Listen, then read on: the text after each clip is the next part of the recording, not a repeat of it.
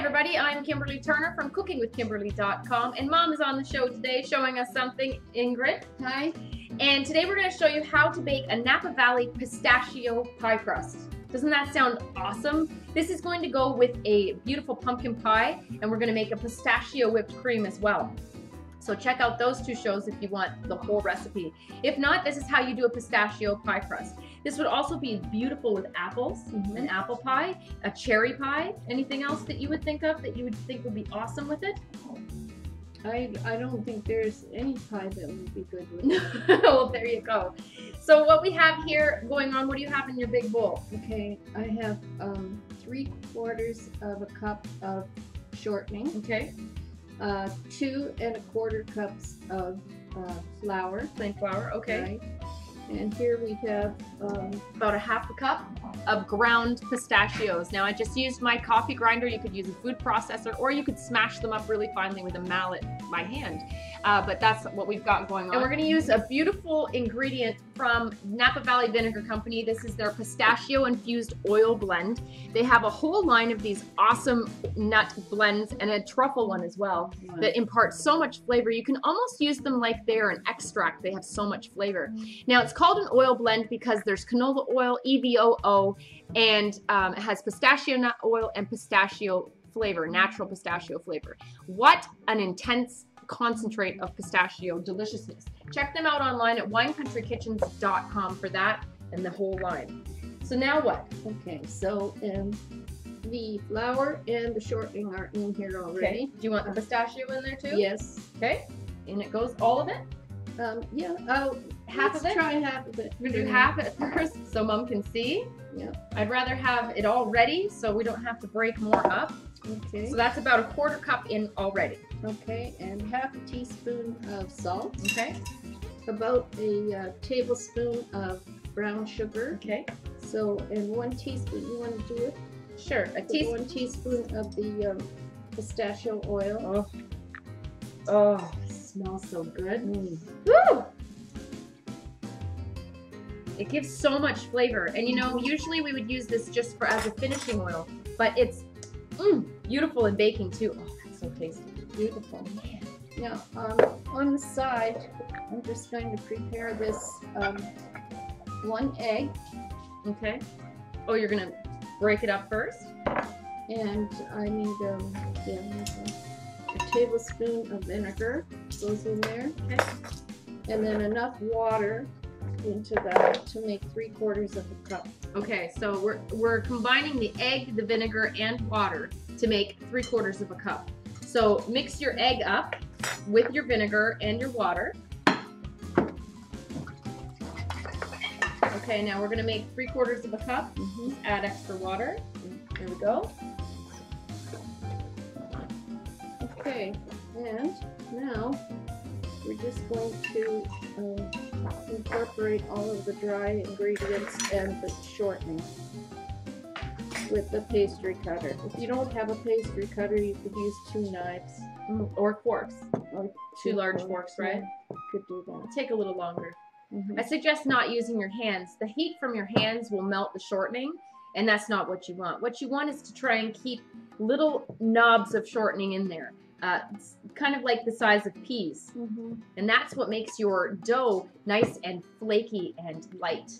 So we're going to use the pastry cutter just to do this and make easy work of it. We're going to add the rest of the pistachios. All right. It's going to have a gorgeous kind of sheen to it. It's going to have like a green kind of color to our pie crust, I think, here. All right, so the consistency is kind of like moist dirt, I guess. You could kind of squish it together and hold it, but it breaks apart really easily. It's just nice crumbs, okay? Before you add any liquid, that's what you're looking for. I never like to lose any of the goodies that go in here, so I'll scrape the rest of this shortening out. The egg mixture, egg, vinegar, and water mixture is ready to go in. Okay. Make a little well.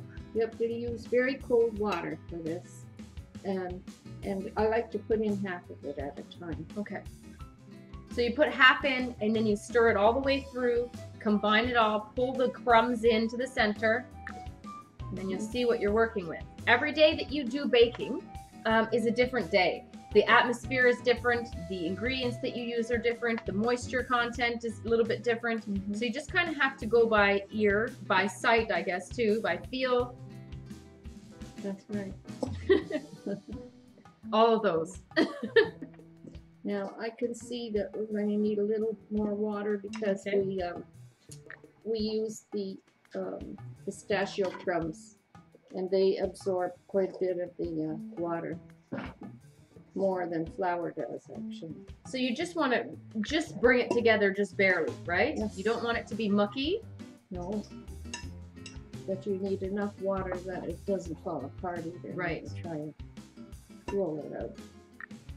Is this a kind of crust that you need to par bake before you add your filling? No, I don't think so. Okay.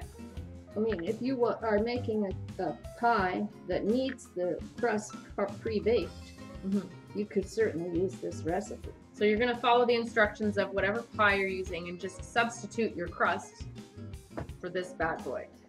Okay, this is great.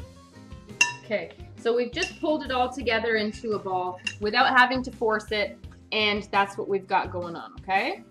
I'm just adding a little bit of flour to this to get the proper texture. Okay, and also bench underneath so it doesn't stick? Yes. Okay. It looks awesome with the little flecks of green. You really need to grind it up instead of smashing it into chunks. You don't want it to be too thick pieces. That's right. I don't need all of that. So I'll put this aside. So that's going to be amazing for some other kind of pie? Or tarts? Or a design on top of the pumpkin okay. pie. Now we've canned our own pumpkin pie filling. We also did our own canned pumpkin puree. So make sure you check out both of those shows depending on what it is you need. And that's what we're going to be using tonight for our pie. Now if you have time, after you mix your dough, you can chill it in the refrigerator for 10 to 15 minutes just to cool it down some. But if you don't have the time, it's okay. It looks beautiful. I love these flecks of pistachios. I love this. So roll the dough over top of your rolling pin. That makes it the easiest way to transfer it. And then just put it on over. And you can always repair anything that gets messed up as you transfer it if it does. That's right.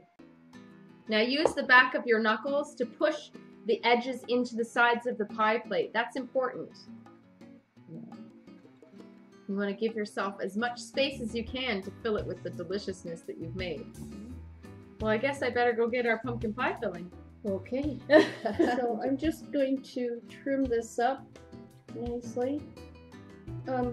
This pie crust is going to be a little thicker than what you might be used to, but it'll be very tender. So I'm just going to work those edges, and then I like to make a nice design to put on top of the pie later, like a pumpkin and leaves and stuff like that. It looks awesome. Okay, so we'll put this aside. Okay, that'll be for something else awesome. Prepare the filling.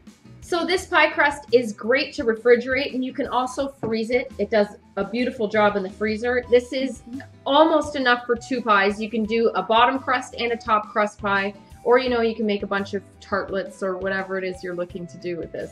Anyhow, I hope that you try it out because this is sure a cool recipe. So if you're just doing this pie crust and you need to par bake it on what, Mom? Probably 400 for 8 to 10 minutes. Until it's golden. Until it's golden. Okay. And you can see it kind of puffs up a little bit. Right. All right. Well, if not, if you're going to use this for a filling and you just are looking at this recipe, then that's how you do it. This is what it looks like. It looks beautiful, Mother. And the flecks of the pistachios are fantastic. So you can go ahead and finish whatever kind of pie you're trying to bake. And that's how you do it. That's how you make a Napa Valley pistachio pie crust. So simple and easy. And what a cool, kicked up way to do something traditional. Yeah. Yeah? Anyhow, check out winecountry.kitchens.com online for this fantastic oil and their whole line of oils. And you know, be creative and do something kind of special in your kitchen, something that other people wouldn't expect. All right.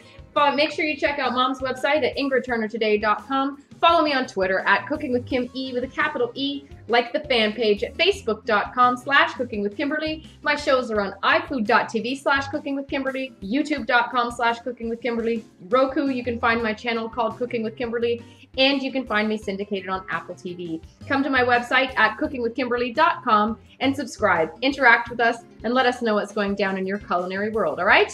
Be a champion in your kitchen and eat deliciously. Bye. Look at this beautiful pie. Oh, it looks absolutely beautiful. I don't want to tilt it too much, but you can see the bell. What a beautiful job you did, Mom.